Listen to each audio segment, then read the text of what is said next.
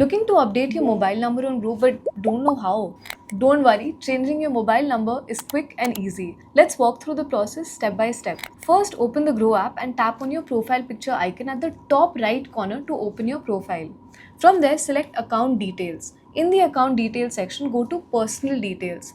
Here you'll see your current mobile number.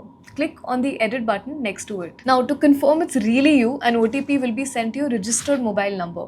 Enter the OTP to proceed. Once verified, input your new mobile number and click on Send OTP to new mobile. Check your new mobile phone for the OTP, enter it in the app and complete the e-sign process to finalize the change. And that's it. Your mobile number will be updated successfully and you'll receive all future communication from Groww on your new number. If you're already logged in, click Go to Account Details to start updating your mobile number right away.